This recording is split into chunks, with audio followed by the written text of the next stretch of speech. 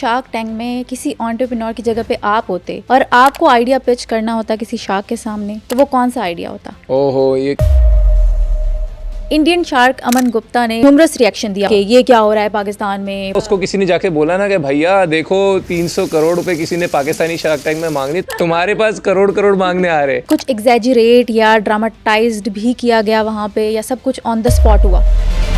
हमारे लिए हर चीज सरप्राइज थी, हमें ये तक नहीं पता होता कि हमारे सामने कौन आने वाला है। आपने शार्क टैंक के कितने बिजनेसेस में इन्वेस्ट किया था? पैसे तो लगा दिए, अब ये आएंगे कितने, that is the main thing. और अगर आप लोगों को कोई प्रॉफिट ना हुआ तो फिर बिजनेस पर्सन का माइंड काम कैसे करता है, वो सोचता कैसे है? ये नहीं है कि यार आप बिजनेस ओनर बन गए, लाइफ बहुत सेट है, दिल गार्डन हो गया। बिजनेसमैन की वो कौन सी 2-3 गलतियां होती हैं जिसकी वजह से वो धंधा नहीं बना पाता?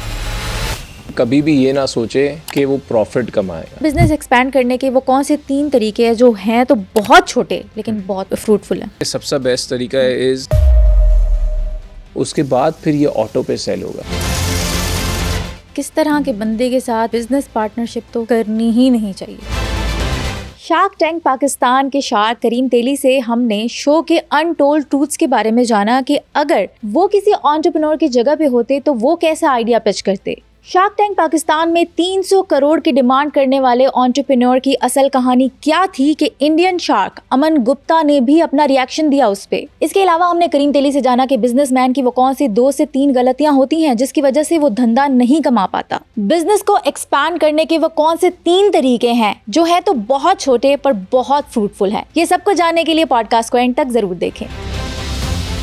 आप इग्लू आइसक्रीम के एमडी हैं। ऐसी पोजीशन में पहुंचने में दिन रात आपको मेहनत करनी पड़ती है, तगदो करनी पड़ती है। आपकी जर्नी क्या है? जर्नी तो स्टार्ट हुई थी back when I was 16 years old. 16 साल की उम्र से जर्नी स्टार्ट हुई, जब मैंने अपना पहला प्रोजेक्ट खुद, क्योंकि पैशन होता है किसी चीज़ का करने का। उस वक्त IT.com का दौर था और मुझे भी बहुत इंटरेस्ट था, तो मैंने अपनी पहली IT कंपनी का आगाज़ किया एंड वेबसाइट लॉन्च की, क्योंकि हम कराची में रहते थे तो हमारा Karachi.com के नाम से।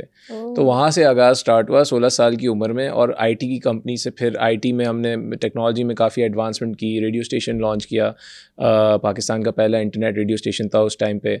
एंड उसके बाद बहुत सारे प्रोजेक्ट्स किए, ऑफशोर आउटसोर्सिंग की, एंड फिर पढ़ने चले गए।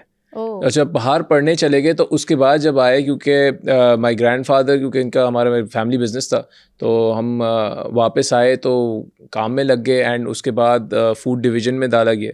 एंड उसके बाद से फिर हम लोग आइसक्रीम बनाने शुरू हो गए। तो मतलब जो लोग जानते हैं आज इग्लू पाकिस्तान को, वो इसलिए जानते हैं क्योंकि हमने over the last it's been now 10 to 12 years since मैं काम कर रहा हूँ इस फूड डिवीज़न में। तो काफ़ी उसमें ग्रोथ लाए हमने, प्रोडक्ट डाइवर्सिफिकेशन की, पोर्टफोलियो को बढ़ाया, हमारे कैटेगरी की इन्हेंसमेंट हुई।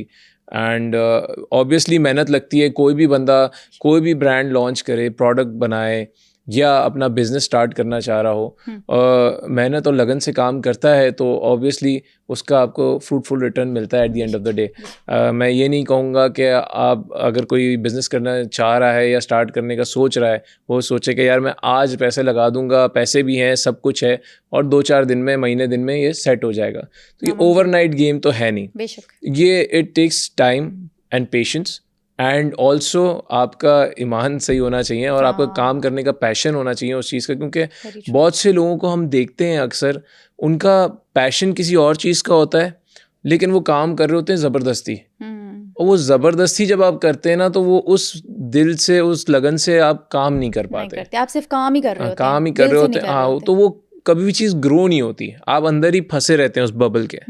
तो उससे निकलने के लिए आपको क्या करना है, आपको पहले तो वो चीज़ पे आपको इन्वॉल्व होना है जिस चीज़ का आपको दिल हो करने का। And obviously over the last so many years इसके अंदर हर्डल्स भी आए इस काम में, इसके अंदर फेलियर्स भी देखे, डाउनफॉल्स भी देखे, एंड ऑब्वियसली गलतियों से सीखते हुए आगे बढ़े। और इसीलिए आज ब्रांड भी इतना बड़ा हो गया अल्हम्दुलिल्लाह, एंड और साथ में हम भी इतने ग्रो कर गए हैं इसके अंदर। माशाल्लाह माशाल्लाह। बिल्कुल, हर्डल्स भी आते हैं तभी जाके ही आप कामयाब होते हैं, गिरते हैं तो ही उठते हैं। Perfect example. मुझे ये बताएं, आप आइसक्रीम कंपनी के एमडी हैं, डेली खुद भी आइसक्रीम खाते हैं? जी जी बिल्कुल खाता हूँ, रोज़ खाता हूँ। रोज़ खाते हैं? बिल्कुल, काम ही यही है। सो अच्छी प्रोडक्ट बनाएंगे, अच्छी प्रोडक्ट जब आप खुद खाएंगे तो लोगों को खिला सकेंगे, बात सारी है। अगर आपको कोई चीज़ पसंद नहीं आ रही और आप लोगों को बेच रहे हैं तो मेरा ये मानना है कि वो प्रोडक्ट बेचना ही नहीं चाहिए। So to success for any business is to make a good quality product. और अगर कोई भी बंदा अपना ब्रांड लॉन्च करता है, वो कहता है बस यार ये बेचना है, सस्ता करके बेचना है, बाज़ मरतबा लोग सस्ते को सोच रहे होते हैं, तो सस्ता ही हर चीज़ नहीं होती, क्वालिटी ऑल्सो मैटर्स। तो अगर आपके प्रोडक्ट की क्वालिटी होगी, प्रोडक्ट में दम होगा, तो ऑब्वियसली आपको सेल्स भी मिलेगी और आपका ब्रांड भी ग्रो करेगा। आप शार्क टैंक के यंगेस्ट शार्क हैं। Not really but yes, thank you. अगर आपने ये कहा तो मुझे बहुत खुशी हुई, और मैं किसी को कैमरे में अपनी एज भी नहीं बताऊंगा। Oh yes, very true. बतानी भी नहीं चाहिए, बिल्कुल। बिल्कुल। तो मुझे बताएं, शार्क टैंक वालों ने आपको कैसे अप्रोच किया था? सो बेसिकली इसके लिए ना शॉर्ट लिस्टिंग होती है, ड्यू डिलिजेंस होती है। सो ये लोग देखते हैं कि एक पर्टिकुलर कंट्री में कौन सा बंदा ज़्यादा इन्वॉल्व है डिफरेंट काइंड की प्रोजेक्ट्स में, चीज़ों में, over the last so many years, उनकी क्या हिस्ट्री रही है, कहाँ से पढ़ के आए, क्या बैकग्राउंड है, कितने टाइप के प्रोडक्ट्स में, कौन सी इंडस्ट्री के अंदर इन्वॉल्वमेंट रही है। क्योंकि मेरा ताल्लुक आईटी में भी था, आईटी के बाद मैं टेक्सटाइल के अंदर भी मैंने काफ़ी काम किया, फिर टेक्सटाइल के बाद मैं फूड में आया, एफएमसीजी सेक्टर के अंदर काफ़ी इन्वॉल्वमेंट रही। तो ये सारी चीज़ें बैकग्राउंड पूरा चेक होने के बाद दे शॉर्टलिस्ट फ्यू कैंडिडेट्स जिनका एक्सपीरियंस हो डिफरेंट इंडस्ट्रीज से, एंड फिर उसको ये पैनल के अंदर डालते हैं। सो फॉर्चुनेटली और unfortunately I am one of those lucky ones जो पाकिस्तान की शार्क की हिस्ट्री में नाम आ गया कि पाकिस्तानी शार्क टैंक के अंदर पैनलिस्ट है। अच्छा, मुझे बताएं, शार्क टैंक में अपेयर होने के बाद और उससे पहले क्या डिफरेंस है करीम की लाइफ में? डिफरेंस तो कुछ भी नहीं है, आज भी मैं वही करीम हूँ जो मैं पहले था। इट्स जस्ट दैट के अब लोग जब मिलते हैं तो दे want to know more about me। वैसे मेरी information is all over the net. अब आज मैं आपके पास आया जैसे कि, and I came on a flight, so जो मुझे देखता है, मतलब जो मुझे देख रहा होगा ऑलरेडी शार्क टैंक में, वही मुझे जानता होगा। तो I met few people who knew me, who came to me and who, अब ये होता है कि बाज़ मरतबा इंटरनेट ऐसी चीज़ है ना, वहाँ पे ऐसी इंफॉर्मेशन भी होती है कि भाई जो कभी कभार फॉल्स भी होती है, but people believe that, so they come and ask me the questions. So ये एक ज़रूर चेंज आया है कि लोग आके बोलते हैं सर आपकी नेटवर्थ इतनी है। भाई net worth is not a question, why come and ask me my net worth. तो बिजनेस के बारे में पूछे तो लोग आइडियाज़ भी लेने आते हैं, मेंटोरशिप के लिए आते हैं, and I have given a lot of mentorship to different businesses and startups and entrepreneurs. मसला अक्सर ये होता है कि कोई भी स्टार्टअप आता है ना, वो हमेशा दे थिंक कि उनका जो आइडिया है वो सही होगा। सो मेंटोरशिप उनके लिए भी बड़ी इंपॉर्टेंट होती है, क्योंकि अगर वो किसी एक्सपीरियंस बंदे के पास जाते हैं, फॉर सपोज मुझे अगर आज एंकर बनना है और मैं आपके पास आके आपसे मेंटोरशिप ले लूँगा, तो you will may be give me more advice than what I know. क्योंकि हर इंसान सब कुछ सीख के नहीं आता। आपने इतने हर्डल्स, इतना एक्सपीरियंस लाइफ में किया होगा तो that you became what you are today. And मैं अगर आपसे सीखूंगा तो शायद मैं जो मेरी स्ट्रगलिंग वाला दौर है वो निकल जाएगा, और मैं शायद थोड़ा सा तो आपकी तरह प्रो मैक्स नहीं बनूंगा, लेकिन मैं एक लेवल पे आके स्टैंडर्ड पे नहीं, मतलब आप बेहतर परफॉर्म कर सकेंगे, आपके पास फिंगर टिप्स पे पॉइंटर्स होंगे। सो इसी तरह जो न्यू स्टार्टअप्स हैं उनको अब जब मेंटोरशिप मिलने शुरू हो गई तो they started blooming and they started growing. So eventually the plan is कि पाकिस्तान बढ़ेगा तो हम सब आगे बढ़ेंगे। एंड ये shark tank was just one of those platforms जिसने पाकिस्तानियों को जगाया है कि भाई देखो दूसरे भी कर रहे हैं, आप भी कुछ करो, इनसे कुछ सीखो और अपने आइडिया को एग्जीक्यूट करो। अच्छा, इसी से लिंक सवाल है, पूरी दुनिया में शार्क टैंक के शोज हो रहे थे इतने अरसे से, लेकिन पाकिस्तान में ये इनिशिएटिव इतनी लेट क्यों स्टार्ट हुआ? बिल्कुल लेट स्टार्ट हुआ, बट देर आया दुरुस्त आया, हम तो कहेंगे। असल में यही था कि हमारे यहाँ जो कंटेंट जो चल रहा है इस वक्त पाकिस्तानी मार्केट में वो ज़्यादातर एंटरटेनमेंट की तरफ है। सो ये this is the first reality, you know, business reality show जो लोगों को सिखा रहा है कि आपके बेसिक टर्मिनोलॉजी बताता है कि आपकी ROI क्या होती है, रेवेन्यू क्या होता है, नेट प्रॉफिट क्या होता है, आपको बिज़नेस किस तरह स्टार्ट करना है, अगर कोई सामने वाला आके पिच कर रहा है तो उसका आइडिया क्या है, वो किस तरीके से प्रोडक्ट को बेच रहा है, किस टारगेट ऑडियंस को क्या केटर करना चाह रहा है और कौन सी टेरिटरी में किस तरीके से मार्केटिंग करेगा। सो ये बहुत सारे एंगल्स से आपको ये शो सिखा रहा है एज एन इंडिविजुअल। जितने भी यूनिवर्सिटी कॉलेजेस के स्टूडेंट्स हैं जो आज बैठे हैं आपका शो देख रहे हैं, उनके लिए मैसेज है कि ये प्लेटफॉर्म से, ये शो से आप वो इंफॉर्मेशन सीख सकते हैं जो आप अपने बिजनेस में एग्जीक्यूट कर सकते हैं, लगा सकते हैं। So I think it's a great platform, और इस तरह के मजीद चीज़ें होनी चाहिए ताकि लोग सीखें, क्योंकि लोगों को सीखने के मौके नहीं मिल रहे। बेशक। और हम लोग क्या करते हैं, हम घूम फिर के इंटरनेशनल कंटेंट देखते हैं, जिनके पास एवेन्यूज़ हैं, और जिनके पास नहीं है वो बेचारा क्या करता है, वो स्ट्रगल करता है। तो स्ट्रगलर्स की हमारे पास तादाद ज़्यादा हो गई है इस वक्त पाकिस्तान में बनिस्बत सक्सेसफुल लोगों की। तो ये बेसिकली अगर ब्रिज कंप्लीट हो जाएगा, ये गैप को कंप्लीट कर देगा ये ब्रिज, तो I think there will be a lot of people जिनके बेसिक्स क्लियर हो जाएंगे, वो डायरेक्ट स्टार्टअप जब करने जाएंगे तो उनके फंडामेंटल्स क्लियर होंगे, तो वो बिजनेस सक्सेसफुल की तरफ जा सकता है rather than failure. Correct, very correct. Sir मुझे ये बताएं कि शार्क टैंक में आपको कैसे कैसे एंटरप्रेन्योर्स मिले और कैसे कैसे आइडियाज़ मिले जो चौंका देने वाले थे, बहुत अमेजिंग थे? बहुत सारे आइडियाज़ मिले, ऐसे भी मिले जो 300 करोड़ भी मांग रहे थे और ऐसे भी थे जो बेचारे 1 करोड़ भी मांग रहे थे और उनका आइडिया में दम था। सो आई पर्सनली बिलीव कि आपके आइडिया में दम होना चाहिए, एंड बहुत अच्छे आइडियाज़ भी देखे, and as an individual investor हम बेसिकली क्या देखते हैं, सामने वाले में दम कितना है। सो अगर कोई ब्रांड आ रहा है, कोई कंपनी आ रही है, कोई प्रोडक्ट आ रहा है जो हमारे सामने आ रहा है और वो हमसे इक्विटी मांग रहा है, तो उसके प्रोडक्ट में कितना दम है, उसका मार्केट साइज़ कितना है रेवेन्यू में, और उन्होंने क्या प्लानिंग की हुई है उसको स्केल अप करने के लिए। उससे बेसिक आइडिया हो जाता है पहले सुन के कि यार ये जो इंडिविजुअल सामने जो खड़ा हुआ है कि इस पे बेट करा जा सकता है या नहीं जा सकता, क्योंकि देखिए प्रोडक्ट तो हर कोई बना सकता है। बेशक। अगर आज आपको कोई शैम्पू बनाना है, so you can make a shampoo, आप घर से बैठ के स्टार्ट करें and you start growing it, and आप भी शायद कल को शो में आ जाए, लेकिन वो शैम्पू किस क्वालिटी का बनेगा, क्या ब्रांडिंग हुई है, कितना आप बेच रही हैं या किसको बेच रही हैं, और किस तरह से आगे उसको मजीद बढ़ा के बेच सकती हैं, ये बहुत मैटर करता है। सो हम आपके वो टैलेंट को देख के आप पे पैसा लगाते हैं। मतलब आप आइडिया को नहीं देखते थे, आप ग्रोथ माइंडसेट को देखते थे, और ये देखते थे कि अगला बंदा किस क्रेडिबिलिटी के साथ आ रहा है, और अगर ये आइडिया को मैं इन्वेस्ट कर देता हूँ तो ये आगे ग्रो कर सकता है। बिल्कुल, क्योंकि it's all about the passion. देखिए अगर आप में वो पैशन ही नहीं होगा और आपने बस करना है और बस थोड़े से पैसे लेके किसी और के वो भी आप ट्राई करके एक्सपेरिमेंट में उड़ा देना चाहते हैं, तो ऑब्वियसली इन्वेस्टर का पैसा भी लगा हुआ होता है, तो वो देख रहा होता है कि यार मुझे इसका रिटर्न मिलना चाहिए, और बिजनेस स्केल अप होना चाहिए ऑब्वियसली। सो लॉस करने के लिए तो नहीं दे रहा कोई भी, तो ये चीज़ें मैटर करती हैं। तो हम इंडिविजुअल को बेट करते हैं, इंडिविजुअल पे पैसा लगाते हैं, बिकॉज उसकी करेज पे, उसके कॉन्फिडेंस पे, बिकॉज ही और शी इज़ द वन जो बिजनेस को चलाएगा। तो गाड़ी का ड्राइवर वो है, हम तो पीछे पैसेंजर हैं। हाँ, सही कह रहे हैं। लेकिन हम एज ए पैसेंजर हम गाइड कर सकते हैं। जैसे आप गाड़ी में बैठेंगे तो आप ड्राइवर को गाइड कर सकती हैं कि भाई ये सीधे हाथ पे लेना, उल्टे हाथ पे लेना, आगे जाना है, हम ये गाइड कर सकते हैं, लेकिन चलानी है आपने। तो वो ड्राइवर अगर सही नहीं होगा तो कोलैप्स हो जाएगा। हाँ जी सर, कौन सा वो आइडिया था जो आप एक्सपेक्ट कर रहे थे कि यार ये तो आएगा ही आएगा, और वो कहीं भी आपको नहीं मिला, किसी भी शो में नहीं मिला? देखिए आइडियाज तो बहुत सारे आए, क्रिएटिव थे, लेकिन एक आइडिया होता है ना कि हाँ यार ये तो बहुत बेस्ट है। नहीं देखिए आइडियाज़ बहुत से सोचे भी थे कि आने चाहिए, लेकिन वो मतलब क्योंकि Pakistan is still growing, we still consider ourselves as a third world country and we are growing in numerous things. मेरे हिसाब से अभी भी पाकिस्तान के अंदर बहुत पोटेंशियल है और बहुत टैलेंट है।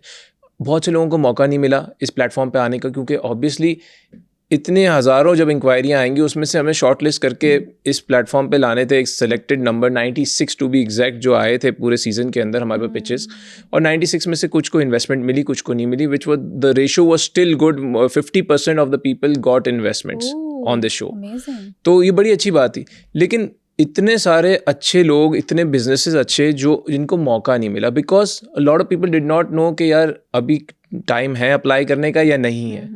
सो आई थिंक पाकिस्तान में अभी भी बहुत सारे आइडियाज़ ऐसे हैं जो अनटैप्ड हैं, जो करने जैसे हैं, जो या शायद कुछ लोग कर रहे होंगे और जिनको मौका नहीं मिला इन्वेस्टमेंट का। So I am still waiting to see that, and I am seeing this almost every day of my life now, because now I started to get in so many pitches from different people around Pakistan जो बहुत ज़बरदस्त काम कर रहे हैं, and they need funding for their business. So I mean ideas अच्छे आए, मगर उसके अलावा और अच्छे आइडियाज़ भी हैं, and people should work on it. Shark Tank में किसी एंटरप्रेन्योर की जगह पे आप होते और आपको आइडिया पिच करना होता किसी शार्क के सामने, तो वो कौन सा आइडिया होता? आइडियाज़ तो बहुत सारे। सो मेरा core experience is IT and FMCG, so I am very good at making products, I am a marketeer my self, so I know how to make products. तो मैं कोई ऐसा प्रोडक्ट लेके जाता जो मैं उनको सेल करता, यूनिक प्रोडक्ट के यार ये हम पाकिस्तानी मार्केट को हम टैप कर सकते हैं। बेसिकली होता क्या है, फॉर एनी इंडिविजुअल हमें प्रॉब्लम आइडेंटिफाई करनी है। हमारे मुल्क में माशाल्लाह इतनी सारी प्रॉब्लम्स हैं, हम उस प्रॉब्लम को अगर आइडेंटिफाई करके उसका सोल्यूशन बना देते हैं और वो सोल्यूशन जाके अगर हम पिच करते हैं या बेचते हैं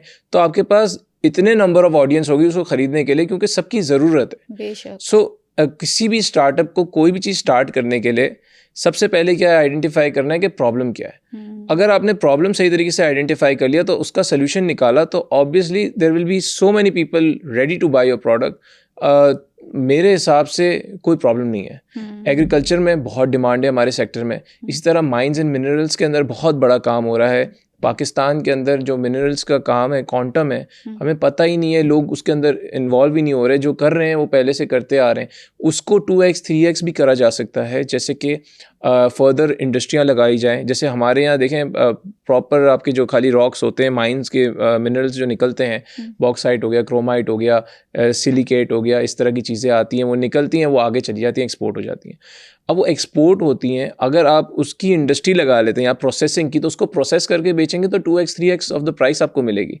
तो बस सिर्फ लोगों को सोचने की ज़रूरत है, उसको अंदर वैल्यू ऐड करने की ज़रूरत है। वैल्यू ऐड होगी तो देखें, पहली चीज़ तो ये आपके पाकिस्तानी आवाम को एक प्रोडक्ट मिलेगा, सस्ता, मियारी, अच्छा प्रोडक्ट। अच्छा। और सेकंड चीज़ ये कि जब आप उसको एक्सपोर्ट करेंगे तो आप प्रोसेस करके बेच रहे हैं तो आपकी डबल और ट्रिपल द प्राइस आपको मिलेगी। तो विन विन सिचुएशन है बोथ द वेज। तो I think as an individual किसी भी बंदे को इस तरह के आइडिया में टैप करना चाहिए और वो जाके आए, पिच करे, इन्वेस्टमेंट ले और अपने काम को बढ़ाए। मतलब कि मसाइल पे फोकस नहीं करना, सोल्यूशन ओरिएंटेड होना चाहिए। सोल्यूशन होना चाहिए, बिल्कुल। आपने शार्क टैंक के कितने बिजनेसेस में इन्वेस्ट किया था? मैंने भी काफ़ी बिजनेसेस में इन्वेस्ट किया। अब इसके अंदर क्या होता है कि बिजनेसेस में इन्वेस्ट तो करते हैं but it's a due diligence process, and after the due diligence then we decide कि फाइनल फंडिंग किसको जाती है। क्योंकि हमारे यहाँ एक बेसिकली जब when somebody comes to pitch in their idea, उसके पास एक सर्टेन टाइम होता है जिसके अंदर उसको अपने फंडामेंटल्स और अपने स्टेटिस्टिक्स बताने होते हैं कि यार मेरा इतना रेवेन्यू जनरेट हुआ है, इतने टाइम फ्रेम में हुआ है, और अगर वो उससे किसी भी तरीके से डिविएट होता है then that deal just goes to a rebargain again. So that's the show's policy and this is how we also roll कि हमें भी आपकी कितना ऑथेंटिक आपकी जो चीज़ जो आपने बताई है शो के अंदर, क्योंकि पूरे पाकिस्तान ने उस चीज़ को देख के ट्रस्ट किया है। तो अब ये इसके हिसाब से फिर देन चीज़ें होती है। तो things have gone, some of the deals have gone through अल्हम्दुलिल्लाह and some are still in the due diligence process because हम उसके पेपर वर्क देख रहे हैं। सो अल्हम्दुलिल्लाह the deals have gone through and not just me, all the other sharks, they have invested in many different, जैसे कि मैंने आपको बताया 50% of the deals went through। बिल्कुल। तो आप समझ सकते हैं, तो ये तो ह्यूज अमाउंट है। बिल्कुल, तो डील्स तो बनी है, अब वो उस पर कितना वो डील्स में सच्चाई है और कितना काम हो रहा है, प्रॉफिट आएगा, कितना ये सबसे बड़ी बात है। ये तो अब पैसे तो लगा दिए, अब ये आएंगे कितने ये जरा देखना है, ये that is the main thing. और अगर आप लोगों को कोई प्रॉफिट ना हुआ तो फिर कितना लॉस होगा, इस चीज के बारे में आप लोगों ने बिल्कुल देखें, कारोबार है, कारोबार तो रिस्क होता ही है, और नो रिस्क नो गेन। सो हम भी क्योंकि हम तो चला भी नहीं रहे, जो चलाने वाला होता है वो ज़्यादा बेहतर बता सकता है, लेकिन हम तो एक जजमेंट, हम जज कॉल करते हैं कि क्या इसके अंदर इतना पोटेंशियल है कि ये ग्रो हो सकता है, उसके बेस पे ही हम भी इन्वेस्टमेंट कर रहे होते हैं। एंड अगर नहीं चला तो फिर तो किस्मत की बात है। हम ज़िंदगी में अक्सर इतनी जगहों पे इन्वेस्टमेंट करते हैं, इतने बिजनेस में करते हैं, चीज़ों में करते हैं, कभी चीज़ें चलती हैं, कभी नहीं चलती हैं। So that's the risk one has to take. Shark Tank में जिन लोगों के साथ आप इन्वेस्ट करते थे, उनमें क्या एक खास बात देखते थे कि अगर इस बंदे में ये क्वालिटी होगी ना तो बस मेरी तरफ से तो ये डन है? नो, सो उसका कॉन्फिडेंस लेवल। सो अगर कोई बंदा आता है या बंदी आती है तो हम उसका कॉन्फिडेंस लेवल चेक करते हैं पहले कि वो जो बता रहा है, जो पिच कर रहा है, क्या वो नंबर्स सही हैं, क्या उसके जो वो अपने प्रोडक्ट में बिलीव करता है या करती है या नहीं करते। क्योंकि बाज़ मरतबा उनका प्रोडक्ट बोल रहा होता है लेकिन वो नहीं बोल रहे होते। सो वो उतना ही बोलना चाहिए जितना उनका प्रोडक्ट बोल रहा है। अच्छा। या कभी बाज़ मरतबा ये भी होता है कि product doesn't make sense but may be आपका आइडिया इज मेक सेंस। तो आप इतना अच्छे कॉन्फिडेंट हों कि आप उसको पिच कर दें सही तरीके से, तो शायद हमें वो चीज़ जो दिख रही है वो हमें हमारे माइंड सेट में हो कि यार ये चीज़ नहीं चलेगी, लेकिन शायद आप जिस तरह से हमें समझाएंगे क्या पता आप वो सेल कर दें। So you have to be very confident, passionate about the work you do. इसके अंदर मैं वही बात करूँगा कि देन अगेन कि आपने अगर अपने नंबर्स को ग्रिप किया हुआ है, आपके प्रोडक्ट को ग्रिप किया हुआ है, then you can't go wrong in any ways. कि आपको पता है कि यार आपको अपने प्रोडक्ट पे, अपनी सर्विस पे, अपने ब्रांड पे बिलीफ होना चाहिए। अगर आपको बिलीफ है तो you will go a long way. आपने बात की कि अगर उसमें कॉन्फिडेंस हो, इंडियन शार्क टैंक में एक एंटरप्रेन्योर का आइडिया इसलिए क्रिटिसाइज हुआ क्योंकि उसके ब्रांड डिजाइन की स्पेलिंग ही गलत थी। हाँ, तो उन्होंने I saw idea that as well. बहुत ज्यादा क्रिटिसाइज किया था कि आपके बिल्कुल। तो स्पेलिंग ही करेक्ट नहीं है। तो इतनी डिटेलिंग में भी फोकस होता है यहाँ बिल्कुल। पाकिस्तानी शार्क टैंक में। अभी तो पहला सीजन है तो हमने भी थोड़ी चीज़ें तो गई गुजरी हमने जाने भी दी, हाँ। बट मसला ये है कि ऑब्वियसली देखें ये छोटी छोटी चीज़ें, जब आप इतने बड़े प्लेटफॉर्म पे आके पूरे मुल्क को एक कंटेंट दिखा रहे हैं, पूरे मुल्क को अपना आइडिया दिखा रहे हैं और ये बेसिक चीज़ें ही गलत हैं, तो आप अपना जब ब्रांड चलाओगे, लॉन्च करोगे तो क्या होगा। सो ये थोड़ी चीज़ें मैटर करती हैं क्योंकि ये छोटी छोटी चीज़ें हैं ना, आगे जाके है ना आपके साथ एक बड़ा आपके लिए प्रॉब्लम क्रिएट होता है। It's a snowball effect. So उसके लिए मेजर चीज़ ये है कि आप ये बेसिक अपनी जो फंडामेंटल्स है ना, दैट शुड बी सॉर्टेड। क्योंकि ये अगर आपने स्पेलिंग एरर आपने देखा शो के अंदर हुआ, वो अगर मार्केटिंग में ये कर दें होर्डिंग पे या बिलबोर्ड पे, तो क्या इंप्रेशन पड़ेगा, क्रेडिबिलिटी नहीं होगी, क्रेडिबिलिटी। तो यू एज एन इंडिविजुअल, आप जब उसके प्रोडक्ट को देखेंगी तो आपको शायद ट्रस्ट बिल्ड ना हो, या आप कहें यार ये कोई हल्का प्रोडक्ट है। तो प्रोडक्ट में अट्रैक्टनेस कब आएगी, जब आपको प्रोडक्ट की एड क्रिस्प लगेगी, स्पेलिंग सही लगेंगी, आपको वो इंटाइस करेगा। तो दैट मैटर्स अ लॉट। लेकिन सर अगर कोई एंटरप्रेन्योर अनपढ़ है लेकिन उसके पास आइडिया बहुत अच्छा है, फिर वो क्या करे? तो भी आइडिया बहुत अच्छा है तो ये प्लेटफॉर्म ही उनके लिए है कि भाई आपके पास अनपढ़ हैं, आपके पास पैसे नहीं है, लेकिन आइडिया बहुत दमदार है, तो आप आएँ, आइडिया पिच करें and take the money and start your business. देखिए मैं तो कहूँगा कोई बिजनेस छोटा बड़ा नहीं होता, it's all about the idea.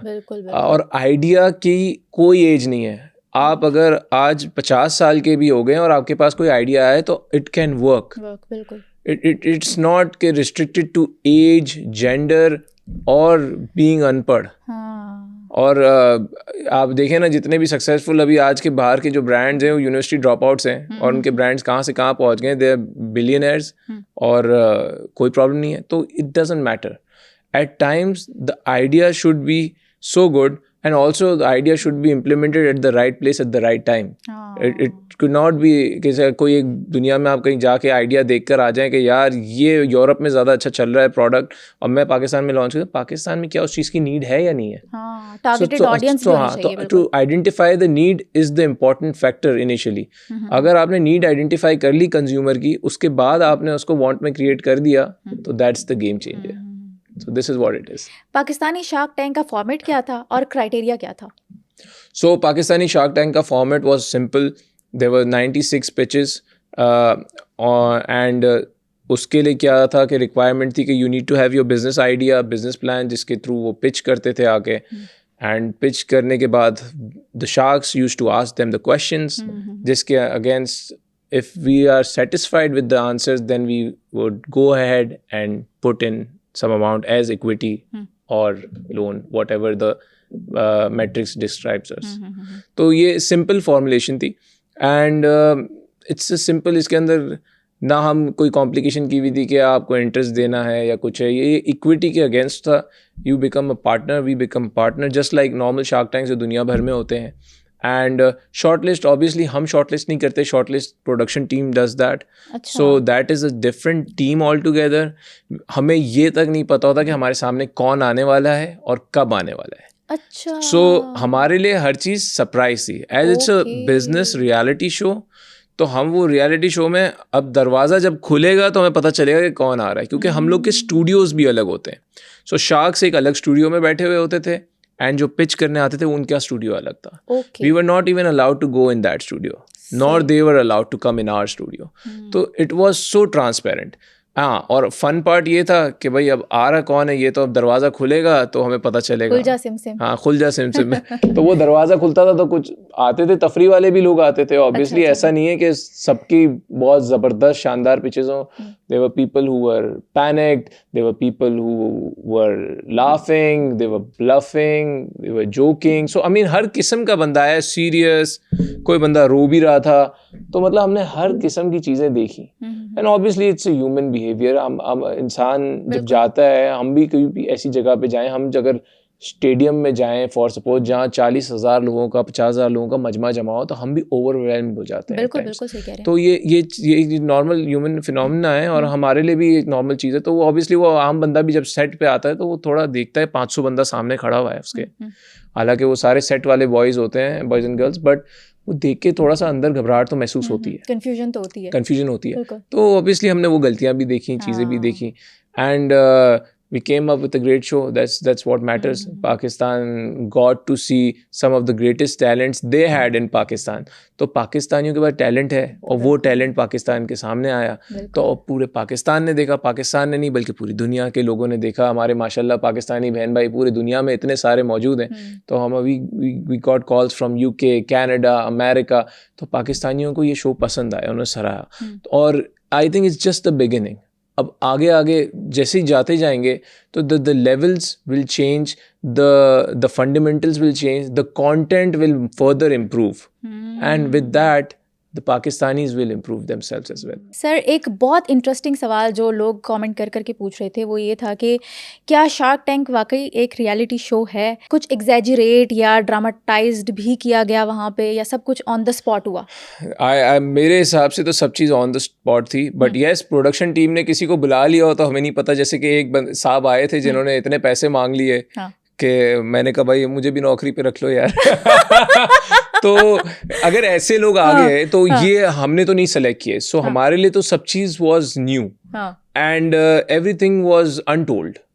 तो अगर किसी ने डिसाइड किया हो या कोई ब्लफ करके आ गया हो कि भाई मेरा एक्चुअल में इतना बिजनेस है, शायद प्रोडक्शन टीम ने फर्स्ट टाइम शॉर्ट लिस्टिंग में गलती कर दी हो, क्योंकि हम लोग भी सीख रहे हैं ना, जिस तरह प्रोडक्शन टीम भी सीख रही है, लोग चलाने वाले भी सीख रहे हैं, सो मे बी इस तरह कुछ हो गया। बट एवरीथिंग वाज, जो भी था नेचुरल था, जो भी किसी के मुंह से जो भी अल्फाज भी निकले तो वो रीटेक तक नहीं थे, सिर्फ एडिट हुआ है शो, एंड वो एडिट के अंदर वो उनकी मर्जी थी कि उन्होंने कौन सी चीज़ दिखाई और कौन सी नहीं दिखाई। तो बातें तो बहुत सारी हुई इस तरह, बहुत लोगों ने बहुत सारी चीज़ें बोली, लेकिन उन्होंने अपने मर्जी से कंटेंट निकाल के दिखाया, but there was no retakes.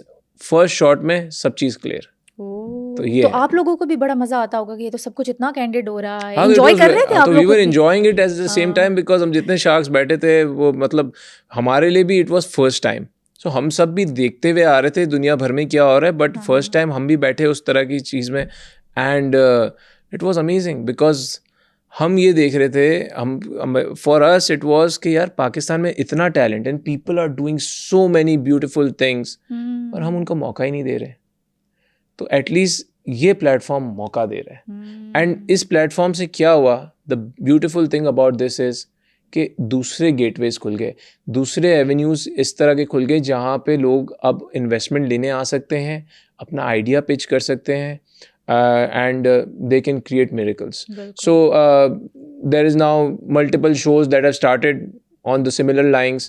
There are incubation centers which are performing really well. हमें ये देखने को मिला पाकिस्तान में incubation centers का बहुत ज़्यादा concept है, and incubation centers लोगों को startup के लिए जगह दे रहे हैं, जहाँ पे वो अपना startup start कर सकते हैं, fund raise कर सकते हैं, 5-6 महीने काम कर सकते हैं, और उसके बाद they can move on. So this is such a beautiful thing. हमारे पास आम लोगों को इस वक्त प्लेटफॉर्म देना है, और ये देना हम सबका फ़र्ज़ है। जो लोग पहुंच गए हैं, जो इंडस्ट्री में, वो अगर उनको प्लेटफॉर्म दे दें, मेंटोरशिप दे दें, तो they can do miracles, and this is what it is all about. मतलब इसका मकसद भी यही था जो कि पूरा हो चुका है, एक आम आदमी की जर्नी को स्ट्रीमलाइन कर दिया जाए। बिल्कुल बिल्कुल। सर मुझे बताएं कि शार्क टैंक की शूटिंग में टाइम कितना लग जाता था? 1 घंटा, 2 घंटे, या कई घंटे? ओहो, ये कई घंटे लगते थे। हमारे लिए भी बड़ा अच्छा एक्सपीरियंस था। सो हम सुबह से कॉल टाइम होता था एंड रात तक, बिकॉज हम एक दिन में तकरीबन 8 पिचेस करते थे। So we used to do 8 pitches in a day.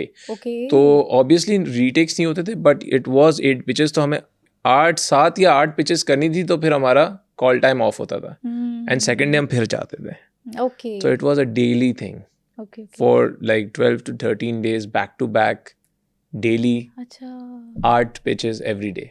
Decision taking time कितना होता था एक पिच को, जो एक बंदे की तरफ से आया है, तो आपको टाइम कितना मिलता था कि अब आप लोगों ने अपना डिसीजन देना? तो डिसीजन तो देयर एंड देन देना है बेसिकली। तो शो का कॉन्सेप्ट ही यही है कि there and then you have to make a decision, but हमें मिलता था 15 से 20 मिनट जो पिच के होते थे। सो 15 to 20 मिनट्स में पहले हम उसकी सुनते थे, फिर हम सब सवाल पूछते थे, जिसमें हम सेटिस्फाई होते थे, देन हम ऑफर दे देते थे। That's it, okay.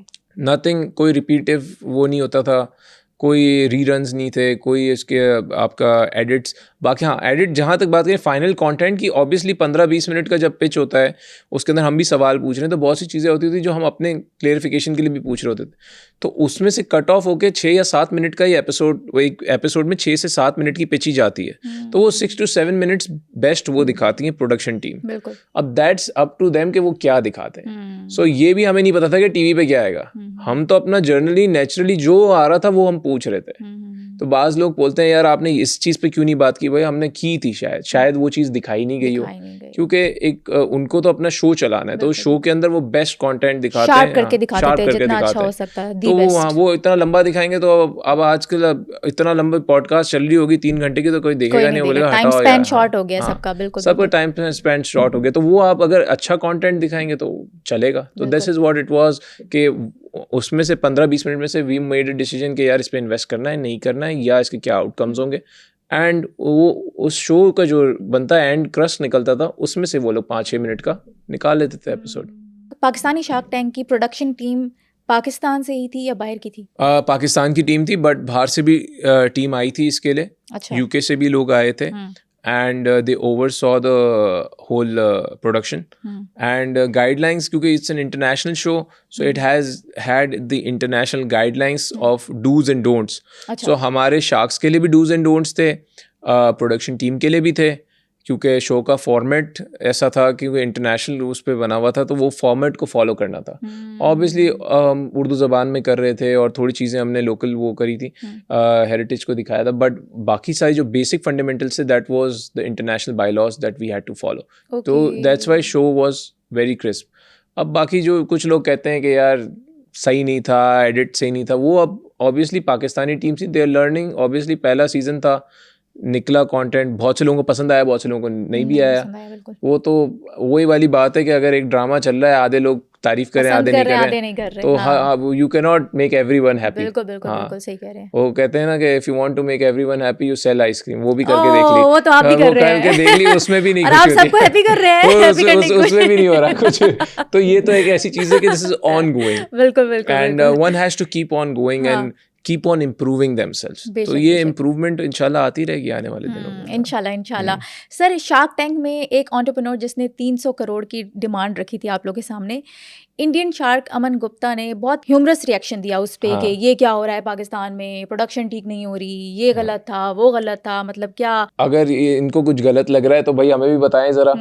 इट्स ये शो उनके पास भी जब एपिसोड चलता है, कोई शो आ रहा होता है, उनके पास भी जब रिकॉर्डिंग्स होती हैं, पिच आ रही होती है, उसमें भी शायद इस तरह के वेग नंबर्स कोई मांग रहा हो, तो हम तो नहीं बोलते, but yes obviously because people started watching the show in India, this is now the game changer के यार अब लोग पाकिस्तानी शार्क टैंक देख रहे हैं इंडिया में बैठ के, बिकॉज हमें इंडिया से बहुत मैसेजेस आने स्टार्ट हो गए। So this is what we feel कि यार शो पॉपुलर होने शुरू हुआ तो that's why people started asking. और अमन गुप्ता ने भी 300 करोड़ वाला एपिसोड देख लिया, तो और क्या बात है। मतलब ये तो इस बात का एविडेंस है कि आप लोग भी देख रहे हैं। मतलब उसने भी 300 करोड़ का एपिसोड देखा, उसको किसी ने जाके बोला ना कि भैया देखो 300 करोड़ रुपए किसी ने पाकिस्तानी शार्क टैंक में मांगनी, तुम क्या कर रहे हो, तुम्हारे पास करोड़ मांगने आ रहे। It is a successful show overall के इंडिया में भी देखा गया, बिल्कुल और उसने बात करी सामने आके, तो बहुत अच्छी बात है। अब मुझे ये बताएं कि नौकरी से कारोबार तक पहुंचने के लिए एक इंसान का ग्रोथ माइंडसेट क्या होना चाहिए? नौकरी से कारोबार करने के basically the main fundamental is आपका एक्सपीरियंस। सो कोई भी बंदा अगर खुद स्टार्टअप भी कर रहा है, मैं तो रिकमेंड करूंगा पहले वो कहीं जॉब करे। अच्छा, देखिए जॉब करने से आपको है ना बहुत आइडिया क्लियर हो जाता है कि किस तरह काम होता है ऑर्गेनाइजेशन में। Startup being an entrepreneur is not an easy journey.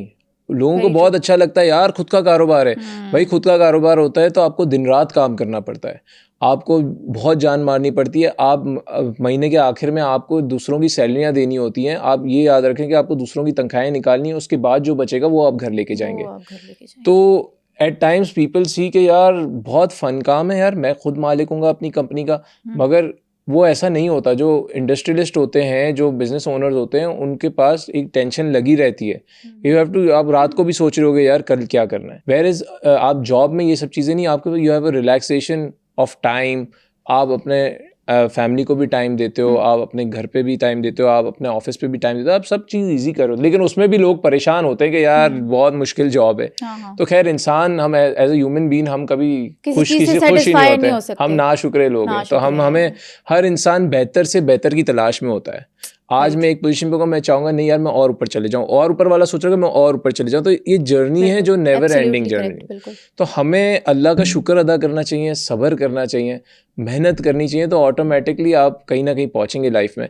इसी तरह for a startup as well, the journey should start from job, because उसको एक्सपीरियंस पहले कर लें, वो लाइफ को एक्सपीरियंस कर ले, वो उस ऑर्गेनाइजेशन को एक्सपीरियंस कर ले, स्पेशली उस ऑर्गेनाइजेशन में जाए जिससे रिलेटेड उसको काम भी करना हो, ताकि उससे कुछ सीख के निकलेगा तो वो इम्प्लीमेंट कर सकता है अपने काम में। क्योंकि आपको बहुत सारी चीज़ों के SOPs पता चलेंगे। अब आप जब स्क्रैच से जीरो से स्टार्ट करते हैं, at times you don't know कि आपको कैसे काम करना है, ऑर्गेनाइजेशन स्ट्रक्चर किस तरह बनाना है, आपको किस तरह के प्लेटफॉर्म्स पे जाना है एडवर्टीजमेंट के लिए, आप किस तरह की स्पेंडिंग करनी है, वो आप फिर वीक काम कर रहे होते हो अंधेरे में।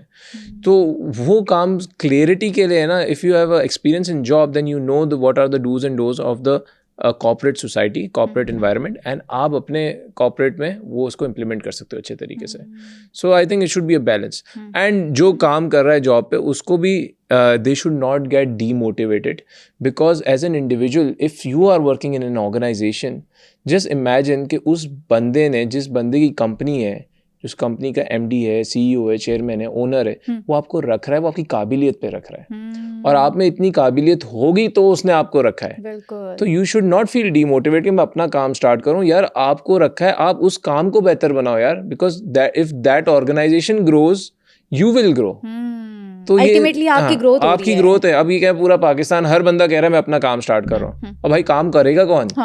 तो जो काम करने वाला है वो डीमोटिवेट नहीं हो, क्योंकि वो अगर काबिलियत के साथ काम करेगा, बहुत अच्छा काम करेगा, तो वो भी ग्रोथ होगी एंड उसकी लाइफ और इजी होगी। एक जॉब करने वाले की life is a little more easier than the person who is doing the whole business, who runs the whole show, who owns the business, because उसको नहीं पता कि आज कामयाबी है, कल नहीं है। बिल्कुल, नुकसान भी होता है। उसको रात को ये सोच रहा होता है कि यार मुझे सबकी तनख्वाहें निकालनी है, मुझे लोगों को प्रॉपर रेज देना है हर साल, मुझे कंपनी में ग्रोथ के लिए इन्वेस्टमेंट करनी है, मुझे बैंक से लोन भी लेना है, मुझे रनिंग फाइनेंस भी चाहिए, बहुत सारी चीज़ें होती हैं।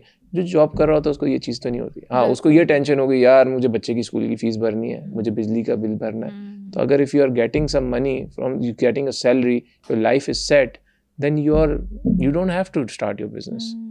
तो ये दो चीज़ें हैं, दो पहलू हैं कि आप खुद बिजनेस ओनर बनना चाहते हैं या आप जॉब करना चाहते हैं, दोनों के प्रोज एंड कॉन्स हैं।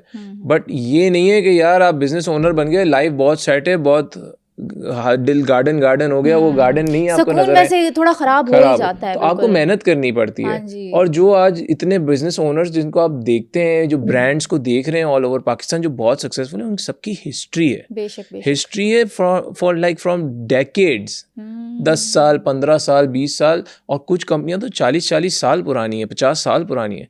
तो आप वो ओवरनाइट नहीं बने। तो आप उस लीग में आने के लिए आप ये सोचें कि आपको भी 4-5 साल मिनिमम लगेगा आपके ब्रांड को इतना बड़ा करने के लिए।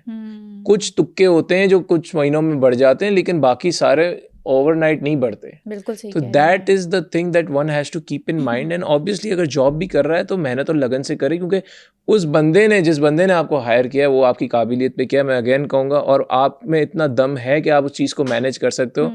That's why you are doing that job. तो आप उसको बड़ा करें, काम को, उसके काम को, वो आपको और आगे लेके जाएगा और आपको उस ऑर्गेनाइजेशन में ग्रोथ करेगा। तो अल्टीमेटली आपके नसीब में जितना है वो आपको मिलके वैसे ही रहेगा, वैसे ही मिलेगा। हाँ, तो चाहे वो जॉब में हो चाहे बिजनेस में हो, आपको मिलके ही रहेगा। अच्छा, बड़ी खूबसूरत बात बताई आपने। आज से पहले किसी ने हमारे पॉडकास्ट में ऐसी बात बताई ही नहीं। हर बंदा कहता है अपना बिजनेस करो, अपना बिजनेस करो, चाहे हजारों से शुरू करो, लाखों से करो, पर वो तो बेसिकली देखें फिर काम कौन करेगा। सब कारोबार स्टार्ट कर दे, आज पूरा पाकिस्तान सब अपना बिजनेस स्टार्ट कर दे, बस यही बात, काम कौन करेगा। बिल्कुल, ये स्लोगन मशहूर है ना कि भाई अपने काम के खुद मालिक बन जाओ, आई एम द बॉस। बस आप मुझे बताएं, अगर आज एक बिजनेस में फॉर सपोज कोई कहे में 10% प्रॉफिट हो रहा है, ठीक है ना, और आपकी 1 करोड़ रुपए की सेल है, 1 करोड़ रुपए की सेल पे अगर आपको 10% प्रॉफिट हो रहा है, मैं कहूँगा तो आप वो 1 करोड़ रुपए पे आप ना देखो रेवेन्यू को, क्योंकि आप 10% का कितना बना, 1 करोड़ 10 लाख रुपए। अब आपने साल में आपने 10 लाख रुपए कमाए, 10 लाख रुपए कमाए, महीने के कितने हुए, 80,000 रुपए, ऐसे कुछ हुए। तो आप कहीं नौकरी कर लो यार, सही बात है, वो तो कुछ भी नहीं है 1 करोड़ आप के दिन आगे। रात एक कर दोगे, सोगे नहीं और आप बोलोगे यार महीने के आखिर में 80,000, इससे बेहतर है यार कहीं जॉब कर लोगे तो आपको 80,000 अच्छी पोजीशन पे जाओगे, 80-90,000 तो मिल ही जाएंगे। तो क्यों इतनी टेंशन लेनी है बॉस? वो कोई महीना होगा जिसमें आपको पैसे भी नहीं मिलेंगे, इसमें तो आपको सैलरी मिल रही है at least. And if you work in that organisation and grow that organisation, you automatically gonna grow. और पर्क्स भी मिलते हैं ऑर्गेनाइजेशंस, तो आजकल companies they give you perks as well, गाड़ियां देते हैं, रेस देते हैं, तो इंसेंटिव्स चीज़ें मिलती हैं। तो जैसे जैसे आप बढ़ते जाएंगे तो manager is like a leader. तो if somebody is hired as a manager, किसी के पोस्ट के आगे मैनेजर लग जाए तो मैं मानता हूँ कि वो मैनेजर इज अ लीडर, वो नीचे टीम को लीड कर रहा है एंड उसके पास इतने इख्तियारात होते हैं कि किस तरह चलाना है। सही, तो सही। किसी के भी जो भी आपका ये भी इस वक्त देख रहा है कंटेंट, वो मैनेजर है अगर और उसके नाम के आगे मैनेजर लगा हुआ है किसी भी चीज़ का, तो दिस मीन्स ही और she is working at a very good position with good authorities and a good chance for a further promotion. So अगर हाइट्स ऑफ, तो उससे अगर फिर भी किसी को स्टार्ट करना है देन देख लें, अपना डिसीजन है। बट येस ऑब्वियसली बहुत से लोग होते हैं जो इतना एक्सपीरियंस कर लेते हैं और स्टार्टअप करना है, देन प्लीज स्टार्ट, बिकॉज आप स्टार्ट करोगे then you know how to lead the people, because you have to be a leader to lead your business. If you are not a good leader, you can never lead your business. Then your business will never grow. ये चीज़ समझने की जरूरत। Colleagues भी देख लें, वो यही कहते हैं कि मुझे तो अपनी जॉब नहीं पसंद, मैंने ये जॉब छोड़नी है, बिजनेस करना है, बिजनेस करना है, फिर बिजनेस भी नहीं करते इस डर की वजह से कि स्टेप ले लिया तो क्या होगा, नुकसान हो गया तो क्या होगा। तो मुझे ये बताएं कि फर्स्ट स्टेप हमेशा मुश्किल क्यों होता है और फर्स्ट स्टेप लेने की स्ट्रैटेजी क्या होनी चाहिए? देखिए फर्स्ट स्टेप तो हमेशा मुश्किल होता है, एक रिस्क होता है। जैसे कहते हैं Pakistan is a high risk high return country, तो यहाँ पे रिस्क जितना है उतना रिवॉर्ड भी है, but you never know, fail भी हो सकता है। It is all about the right strategy. तो अगर आप कोई कारोबार स्टार्ट करना चाह रहे हैं, कोई भी चीज़ स्टार्ट करना चाह रहे हैं, you should know the ins and outs कि आपको किस तरह से एग्जीक्यूट करना है, किस टारगेट ऑडियंस को आपको करना है और क्या ये कामयाब होगा नहीं होगा। तो विदाउट रिसर्च बहुत सी चीज़ें स्टार्ट हो जाती हैं पाकिस्तान में। अब आप रिसर्च नहीं करेंगे तो ब्रांड और प्रोडक्ट कभी भी कामयाब नहीं होगा। सो रिसर्च करके जो करेगा उसके चांसेस आर हाई लाइकली कि यार वो कहीं ना कहीं पहुंच जाएगा। And obviously then you have to be persistent कि यार आपको लगे रहना है, आपको उसके पीछे इसको काम को छोड़ना नहीं है। ऐसा नहीं है कि ओवरनाइट सक्सेस हो। सो मैं ये आपको अगेन रिपीटेटिव बता रहा हूँ कि क्योंकि जो बंदा स्टार्ट करता है वो सोचता है यार बस अभी सेट हो गया, 1 महीने में आ जाएगा, 2 महीने में आ जाएगा। 1-2 महीने की कहानी नहीं है भाई। It will take a time, at certain time to make this brand into an identity. और जब वो आइडेंटिटी बन जाएगा उसके बाद फिर ये ऑटो पे सेल होगा। Then you just need to flourish it, you need to improve it, keep on improving it and make it a better brand. That's all. क्योंकि आप देखें इंटरनेशनली इसका best example is the iPhone जब नया नया आया था, वो छोटा सा फ़ोन था टच स्क्रीन वाला, कलर वाला। आज हम अगर वो हाथ में उठा लें तो हम कहें यार ये क्या चीज़ है, क्योंकि उसने दे केप्ट ऑन इम्प्रूविंग और हर साल एक नया वर्जन लाते हैं अपने फ़ोन के अंदर। This is why people are attracted to it. वो कहते हैं कि यार चलो 15 आ गया, 16 आ गया, अब बेशक मेरे पास 10 होगा, लेकिन मैं 10 के बाद भी अगर ख़रीदना चाहूँगा मैं शायद 14 खरीद लूँ, 16 खरीद लूँ, बिकॉज उस 16 के अंदर इतने फर्दर इंप्रूवमेंट आ गई है। सो इम्प्रूवमेंट हमेशा अपने प्रोडक्ट में करनी चाहिए। बाज़ मरतबा ब्रांड्स इसलिए भी फेल हो जाते हैं कि वो एक ही चीज़ बेच रहे होते हैं सदाबहार, वो कहते हैं कि यार ये चलता रहेगा। नोकिया हमारे सामने एग्जांपल है। हाँ, नोकिया का बेस्ट केस एग्जांपल कि उसने कहा नहीं यार मेरा फ़ोन ही चलेगा, कीपैड्स ही चलेंगे, and suddenly it collapsed because उसके सामने जो कंपटीशन आया that was way better than what they were selling, and अब फिर उनके लिए उठना मुश्किल हो गया। So one has to be up the game, they have to see what their competition is doing and then they have to make a product according to that. Sir business mind हर कोई लेकर पैदा नहीं होता। Business person का mind काम कैसे करता है, वो सोचता कैसे है? माइंड तो मेरे ख्याल में नॉर्मल बंदे की तरह ही काम होता है। इसके लिए ये होता है कि बहुत से लोग होते हैं जैसे कि कुछ कहते हैं कि यार बचपन से सीख के आया, बचपन से कोई सीख के नहीं आता। वो ऑब्वियसली देख रहा होता है, जैसे कि अपने वालिदैन को देखता है, अपने फैमिली में देख रहा होता है कि उनके मामू, ताया, चाचा, अब्बा किस तरह काम कर रहे हैं, और फिर स्लोली एंड ग्रेजुअली उसका इंटरेस्ट भी बढ़ता है और काम की तरफ। And with over the passage of time जब यूनिवर्सिटी लाइफ में आता है वो भी चीज़ें देखता है कि शेयर करता है, लोगों को, दोस्तों को देखता है कि वो किस तरह काम कर रहे हैं, एंड इंटरेस्ट डेवलप्ड हो जाता है एक कोई पर्टिकुलर कैटेगरी में या सेगमेंट में उस बंदे का। एंड देन वो फिर अपने आप को उसी के अंदर मोल्ड करता है कि यार मुझे ये करना है। जैसे एक सिंगर है, उसके अगर वो गाना गाने स्टार्ट हो जाता है और वो कहता है कि यार मैं 15 साल की उम्र से गा रहा हूँ, मुझे उसके फील्ड के अंदर इंटरेस्ट आ गया, तो ऑब्वियसली वो एक सर्टेन टाइम बाद वो एक अच्छा प्रोफेशनल सिंगर बन जाएगा। इसी तरह बिजनेस का भी है कि वो अगर वो एक किसी डोमेन के अंदर काम करना चाहता है और वो काम कर लेता है अच्छा, तो ऑब्वियसली ही और she will grow in that particular. तो मैं ये नहीं कहूँगा कि कोई सीख के आता है, बट येस उसका जब दिमाग चलने तब शुरू होता है जब वो एक्सपीरियंस करता है उसको। रियल टाइम एक्सपीरियंस जब कर लेता है कोई भी बंदा बिजनेस को, तो वो ऑटोमेटिकली उसका है ना ग्रोथ पोटेंशियल उसके अंदर आ जाता है, एंड वो अपना खुद का जब भी स्टार्ट करेगा तो वो उसके अंदर ग्रो कर सकता है, या फिर वो किसी ऑर्गेनाइजेशन को जो ग्रो करा सकता है। ये दिस इज व्हाट मैं। बिजनेसमैन की वो कौन सी 2-3 गलतियां होती हैं जिसकी वजह से वो धंधा नहीं बना पाता, या फिर उसको नुकसान होता है, या वो जवाल का शिकार हो जाता है? देखिए बिजनेसमैन है ना, पहली चीज़ तो मेरी जो मोस्ट इम्पोर्टेंट है कि कभी भी ये ना सोचे कि वो प्रॉफिट कमाएगा। मेरा बिलीफ प्रॉफिट पे नहीं है। अच्छा। हाँ, और ये इसी तरह की गलतियां होती हैं कि बंदा पहले सोचता है भाई प्रॉफिट हो जाए, बस प्रॉफिट हो जाए, बाकी सब देखी जाएगी। ठीक। और प्रोडक्ट भी कभी कभार लोग बोलते हैं कि यार जैसा तैसा प्रोडक्ट बना दो, सस्ता प्रोडक्ट बना दो। सस्ता प्रोडक्ट भी जो बनाता है वो भी कामयाब नहीं होता। The product should be good. And हम बिजनेस का सबसे पहला जो उसूल है, व्हाट इज बिजनेस बेसिकली, हम बिजनेस क्यों करते हैं। जी जी। अब मैं बहुत से लोगों को ये पूछता हूँ जब मैं यूनिवर्सिटीज में भी जाता हूँ कि why do we do business, तो लोग कहते हैं टू गेट प्रॉफिट। पहली बात ही है टू गेट प्रॉफिट, बिकॉज हम पैसे कमाने के लिए काम कर रहे हैं ना, वरना कारोबार क्यों करें यार, एंड ऑफ द डे पैसे ही कमाने। No, the main thing is to start a business. First, you need to get the customer. Loyal customer. Loyal customer. Once you get the customer, then you will automatically get the profit. ये बात हमें समझने की जरूरत है। हम profit के पीछे ना भागे, हम कस्टमर के पीछे भागे। कस्टमर बना लिया ना तो प्रॉफिट खुद आने शुरू हो जाएंगे, वो कस्टमर आपके पास रिटेन होगा। अच्छा, कस्टमर रिटेन क्यों होगा? प्रोडक्ट आपका दमदार होगा। तो अगर आपका प्रोडक्ट अच्छा है तो कस्टमर बार बार लगातार आएगा वो प्रोडक्ट लेने के लिए, और जब वो बार बार लगातार आएगा तो ऑटोमेटिकली आपको प्रॉफिट देके जाएगा। This is all in a system. अब ये चीज़ समझनी है एक इंडिविजुअल को। वो पहले वो सोचते हैं यार नफ़ा कितना हो जाएगा, चलो सस्ता बना देते हैं, सामने वाले से सस्ता। भाई ये इट वॉन्ट वर्क। सो हर बार इस तरह की चीज़ कामयाब नहीं होती ना। You can fool somebody some of the time but not everyone all the time. तो ये बात समझने की ज़रूरत है हमें। तो लोग इससे अक्सर इसलिए ब्रांड्स फेल हो जाते हैं, इसलिए इंडिविजुअल फेल हो जाते हैं, क्योंकि वो इन चीज़ों को फोकस नहीं करते।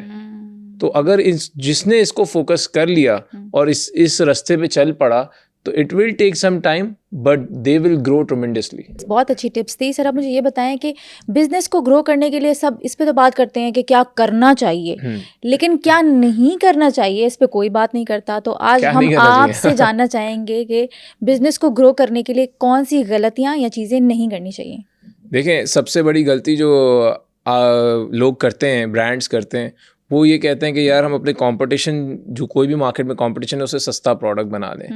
And this is where it hurts the brand, because at times the quality is not up to mark, and वो जब क्वालिटी अप टू मार्क नहीं होती तो ब्रांड फेल होने स्टार्ट हो जाता है। And some of the don'ts are, जैसे कि आप जब कैंपेन चलाते हैं तो you need to show your features, not your brand. At times क्या होता है कि बाज़ मरतबा आप, अभी भी पाकिस्तान में देखता हूँ अक्सर ऐड चल रहा होता है या रेडियो पे भी ऐड आ रहा होता है कि वो अपने प्रोडक्ट का नाम बताते हैं। अब वो प्रोडक्ट क्या है, उसके फीचर्स आइडेंटिफाई नहीं होते। तो जब हम ये उसी तरह ले लें, जैसे कि मैं आज दुकान पे जा रहा हूँ एक टेलीविज़न खरीदने। अच्छा। मेरे पास 4 किस्म के LED TV लगे हुए हैं, और वो मुझे दुकान वाला चारों खोल के दिखा देता है। उसके कलर भी खूबसूरत हैं, साउंड भी आ रहा है, सब। अब मैं कैसे आइडेंटिफाई करूँगा? It is about the features. हमें जब फीचर्स बताए जाएंगे तो हमारे लिए डिसीजन मेकिंग आसानी होगी एज ए कंज्यूमर।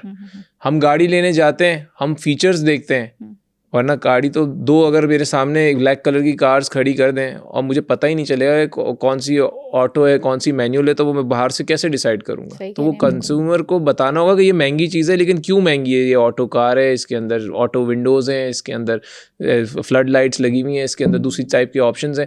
तो ये चीज़ें बताइए, 1500 सीसी है या 1800 सीसी, क्योंकि इंजन विंजन तो अंदर से कोई देखता नहीं है, हमें कोई बताएगा तो हम करें। तो ये एज एन इंडिविजुअल कि ये आप फीचर्स जब तक आइडेंटिफाई नहीं करेंगे अपने कंज्यूमर को, तो कंज्यूमर शायद ग्रे एरिया में रहता है एट टाइम्स। वो आप जज नहीं कर पाता कि प्रोडक्ट अच्छा है या नहीं है। तो जब आप फीचर्स बताते हैं तो आप अपने आप को शाइन आउट करते हैं कंपटीशन से। तो ऑटोमेटिकली अगर आपका प्रोडक्ट 10 रुपये महंगा भी होगा तो कंज्यूमर उसको खरीदेगा. सो this is what it is. Sir, Pakistan में कंज्यूमर बिजनेसेस प्रॉफिटेबल हैं, करने चाहिए?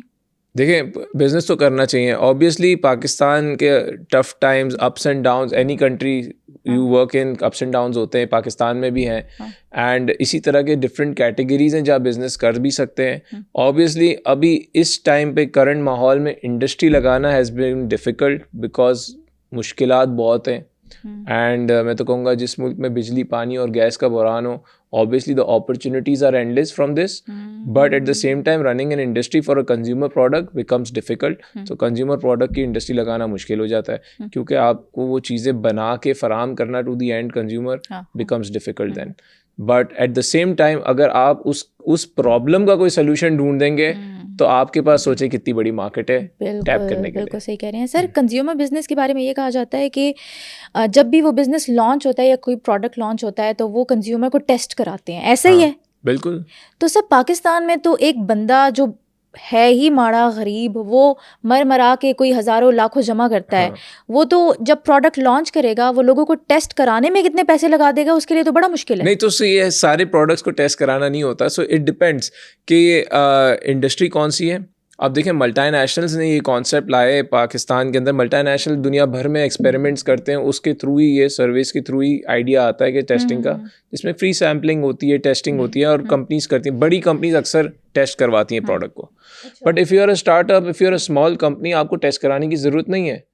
May be you can sell it at a lower price, maybe you can sell it at a break even price. आपके ऊपर है आप किस तरह से करते हैं. It is all about the right strategy. At times आपको फ्री देना है, फ्री देने के भी तरीके होते हैं कि आपने ऐसे ही फ्री दे दिया तो आपके पास मजमा आ जाएगा पूरा, वो खा के लेके चले जाएगा और शायद कोई खरीदे भी ना वापस. या अगर आपने अपनी टारगेट ऑडियंस को टैप करना है, आपने पर्टिकुलर यूनिवर्सिटी में वो स्टॉल लगाया, कॉलेज में लगाया, सुपरमार्केट में लगाया, तो आपकी वो टारगेट ऑडियंस से लिंक हो जाए. बाज़ मरतबा फ्री देने के तरीक़ेकार दूसरे भी होते हैं कि यार एक ये बड़ा पैक खरीदो, छोटा पैक फ्री, तो एटलीस्ट आपकी सेल में कन्वर्जन हो जाती है. या अगर कोई चलते हुए प्रोडक्ट के साथ आप वो नया प्रोडक्ट लगाते हैं ताकि वो चलता हुआ प्रोडक्ट तो वैसे ही बिक रहा है, लेकिन उस कस्टमर को आपने एक अपना नया प्रोडक्ट भी ट्राई करा दिया सैम्पलिंग, जिसके थ्रू नया वो अपना वो प्रोडक्ट खरीद सकता है. तो there are strategies to define that, वरना तो आप बांटते रहोगे और ख़त्म हो जाएगा. बिजनेस एक्सपैंड करने के वो कौन से 3 तरीके हैं जो हैं तो बहुत छोटे लेकिन बहुत फ्रूटफुल है? देखिए, बिजनेस एक्सपैंड करने के सबसे बेस्ट तरीका is to retain your customer. इसके अंदर कोई भी कॉस्ट नहीं लगती.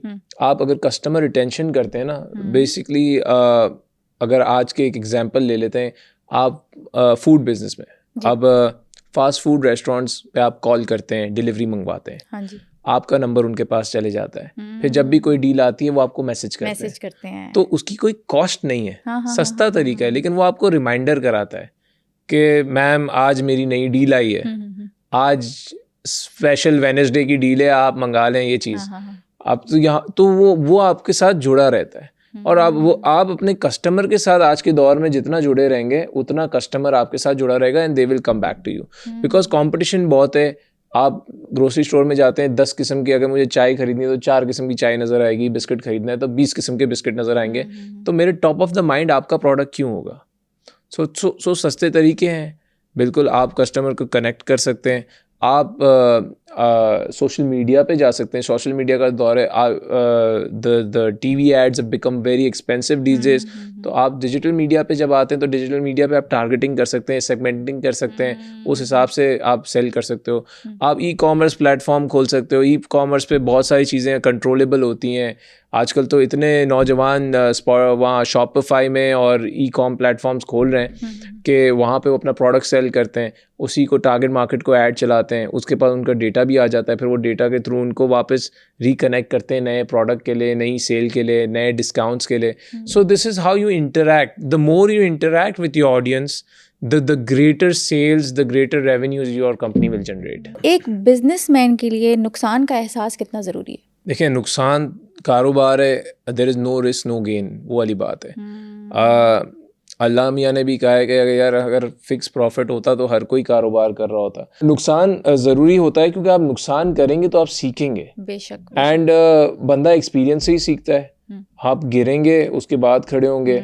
एंड ऑब्वियसली आप कोई गलती करेंगे तो देन यू विल री इम्प्रूव योर सेल्फ। आप बस हिम्मत नहीं हारनी होती ड्यूरिंग द वे। अक्सर लोग क्या करते हैं कि वो कारोबार स्टार्ट करते हैं, 3 महीने चलाते हैं, बोलते हैं यार ये काम अच्छा नहीं था, बंद कर दिया। फिर थोड़े टाइम बाद कोई नया ख्याल आता है, बोलते हैं यार अब एक और नया बिजनेस स्टार्ट करते हैं एंड उसको ग्रो करेंगे। तो अगर आप यार बस लगे रहो एक चीज़ से, आप उस पर अगर गलती करते हो, गिरते हो, सीखो, वापस इम्प्रूव योर सेल्फ, बिकॉज क्या होगा, स्लोली एंड ग्रेजुअली आप उस चीज़ के चीते बन जाओगे। और जब आप उस चीज़ के चैंपियन बन गए ना, तो आप है ना उसके अंदर ग्रोथ बहुत फास्ट कर सकते हो। आपकी अडेप्टेबिलिटी बहुत अच्छी हो जाएगी, फ्लेक्सिबिलिटी हो जाएगी उस बिजनेस के अंदर, and you can do miracles in that. So one has to understand that कि पॉसिबिलिटी है, एंडलेस पॉसिबिलिटीज़ हैं। इट्स जस्ट कि हमारे अंदर जब इंसान के अंदर नाउमीदी जब आ जाती है ना, तो वो फिर थक हार जाता है। तो वो नाउमीदी से निकलना है। इसके अंदर मसला ये भी होता है अक्सर कि हम लोगों को फ्री एडवाइसेस देने वाले बहुत हैं पाकिस्तान में। हमारे सब आसपास दोस्त रिश्तेदार जो है वो बस मशवरा ही है, वो मशवरे हम सुन लेते हैं। अच्छा भाई, सामने वाला खुद नहीं कर सक रहा, वो अपने दोस्त को भी नहीं करने देगा। तो उन चीज़ों से बाहर निकलना होगा जब आपके पास, if your mind is clear, your path is clear, obviously take advices from the people जो इस रास्ते पे हैं ऑलरेडी, जो काम कर रहे हैं या जो गलतियों करके सीख चुके हैं, उनसे एडवाइस लेना ज़रूरी है। लेकिन हर अरे गहरे से एडवाइसेस लोगे तो आपका माइंड नेगेटिव ही रहेगा, आप कभी पॉजिटिव नहीं होगा और ग्रो नहीं कर पाओगे, स्पॉन्ज बन जाएगा। बिल्कुल। तो ये ज़रा ज़रूरी होता है। एंड ऑब्वियसली यस, स्कैम्स भी होते हैं, धोखे भी होते हैं, फ्रॉड भी होता है, बट आप जब कॉन्फिडेंट नहीं होंगे अपनी चीज़ के बारे में, जब ना उम्मीदी आ जाएगी, तो आप ये सब चीज़ों से थक हार जाके छोड़ देंगे। सो ऑब्वियसली इन गलतियों को सीखें और नेक्स्ट टाइम उसको कोशिश करें कि वो आपकी लाइफ में रिपीट ना हो, and that's how you will become a better business person. That's all it is. बिल्कुल सही कह रहे हैं सर, आप एक सक्सेसफुल बिजनेसमैन हैं, इतनी आपकी जर्नी रही, लॉन्ग जर्नी है। मुझे ये बताइए, इस थ्रू आउट जर्नी में सबसे वर्स्ट एक्सपीरियंस स्कैम का कौन सा हुआ आपके साथ? नहीं, स्कैम्स तो बहुत सारे हैं, ऐसा नहीं है। लोग कहते हैं यार तुम्हारे तो मसला ही नहीं है, इतनी बड़ी बड़ी कंपनियां, भाई हमारे साथ भी स्कैम्स होते हैं, ऐसा नहीं है। और स्कैम्स अच्छे खासे लोगों से होते हैं, नॉट जस्ट कंपनीज, इंडिविजुअल्स, आपके अपने दोस्तों से भी हो जाते हैं। For the matter of fact आपके अपने दोस्त होते हैं। मैं तो कहता हूँ, अक्सर लोग बोलते हैं पार्टनरशिप्स में बिजनेस करें, मैंने कहा बिल्कुल करें पार्टनरशिप में बिजनेस, अगर आपके दोस्त अच्छा हो, आपका माइंड सेट मिलता हो। क्योंकि बाज़ मरतबा बिजनेसेस कोलैप्स भी इसलिए हो जाते हैं क्योंकि वो दो लोगों का दिमाग ही साथ नहीं मिलता, और वो दोस्त भी अच्छे जितने भी हों, तो मसला होता है। और बहुत से लोग ऐसे होते हैं जो कहते हैं यार मेरे दोस्त ने फ्रॉड कर दिया। सो ऑब्वियसली फ्रॉड्स होते हैं, हमारे साथ भी हुए हैं, दोस्तों ने भी पैसे लिए हैं, रिश्तेदारों ने भी पैसे लिए हैं, नहीं दिए, कंपनीज भी लेके भाग जाती हैं। बाज़ मरतबा कहते हैं कि हम आपका ये प्रोजेक्ट करेंगे, हमें दे दें, हम लगाते भी हैं। बाज़ मरतबा वो प्रोडक्ट नहीं मिलता, और ये बट इट डजंट मीन कि वी शुड स्टॉप, क्योंकि जहाँ आप स्टॉप हो गए वहाँ आपका लाइफस्टाइल पूरा स्टॉप हो जाएगा। सो हम अपना काम करते रहें, and we make ourselves better, improves ourselves. So obviously जो गलती अब मैंने आज कर ली, मैंने पहले कर ली, वो मैं अब वापस नहीं करूँगा next time. So you keep on improving and going step by step, and when you go step by step, then क्या हो जाता है कि आपके पास एक विजन आपका क्लियर हो जाता है कि यार हाँ, इस डायरेक्शन में जाऊँगा तो ये काम मेरा और बढ़ता रहेगा, rather than collapsing. So this is what it is. Sir, किस तरह के बंदे के साथ बिजनेस पार्टनरशिप तो करनी ही नहीं चाहिए?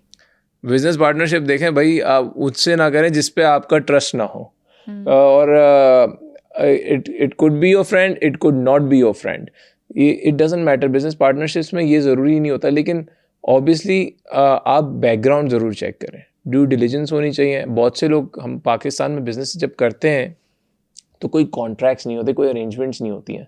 कहते हैं भाई दोस्त है यार, साथ इतने सालों से कर लो, और पता चलता है वो दोस्त पैसे लेके भाग गया। फिर हम भाग रहे होते हैं यार उसके मेरे पैसे तो दे दे, और पैसे कोई नहीं देता।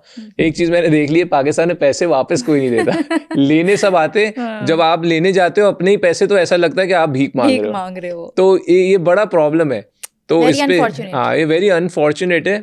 इस पे वो मुफ्ती साहब ने वो कहा भी था कि भाई उधार किसी को नहीं देना। उधार की माँ मर गई। उधार किसी को भी नहीं देना भाई, आप मना ही कर दो भाई, क्योंकि वो आपका पैसा आपने इतनी मेहनत से कमाया, आप किसी को उधार नहीं दो। और अगर if you want to work, coming back to working in business partnerships, आप एग्रीमेंट करें, आप कॉन्ट्रैक्ट्स करें, एंड यू शुड नो कि यार उसका विजन और आपका विजन मिल रहा है, आप लोग काम एक पेज पे कर सकते हो, then you should start doing it. Otherwise never go into such things.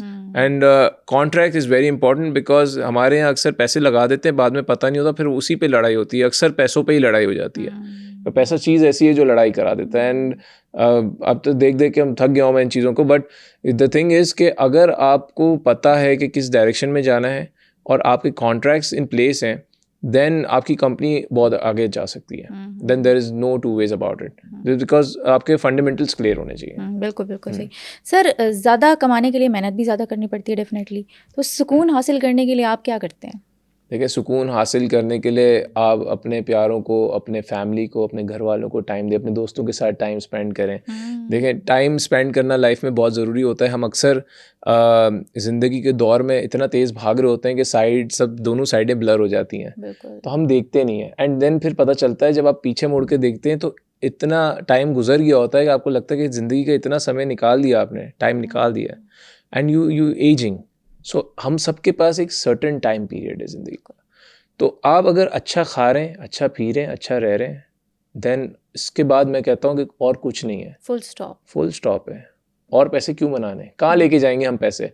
हमें तो हमारे रिलीजन ने भी यही सिखाया ना कि यार इतना पैसा रखो कि जितना आप अच्छी लाइफस्टाइल जियो. कहाँ लेके जाना है? हम साथ तो नहीं लेके जा सकते. तो आप जब ये टाइम स्पेंड करेंगे अपनी ज़िंदगी का, अपने प्यारों के साथ, अपने दोस्तों रिश्तेदारों के साथ, और आप जो चाहते हैं, तो आपका ये बिजनेस लाइफस्टाइल भी अच्छा हो जाएगा, आपको ज़हनी सुकून भी मिलेगा. तो ज़हनी सुकून के लिए ये सारी चीज़ों की ज़रूरत है. वरना we all are work horses. हमें डे एंड नाइट काम करना है क्योंकि आपका खुद का काम होता है, तो you have to work day and night. But to relax your mind, to calm it down, you have to get involve in other things, to at least be patient enough कि यार मैं कल वापस जाऊं, रिफ्रेश होके वापस जान लगाऊं और मैं वापस रात तक काम करूं. सुनो पॉडकास्ट के बहुत से ऐसे व्यूवर्स हैं जिन्होंने अभी सुनो डिजिटल चैनल को सब्सक्राइब भी नहीं किया. और अगर आप समझते हैं कि मेरे इस पॉडकास्ट से आपने कुछ सीखा या फिर समझा, तो अभी सुनो डिजिटल चैनल को सब्सक्राइब करें ताकि मैं इसी तरह का वैल्यूएबल कंटेंट आप सब लोगों के लिए लाती रहूं.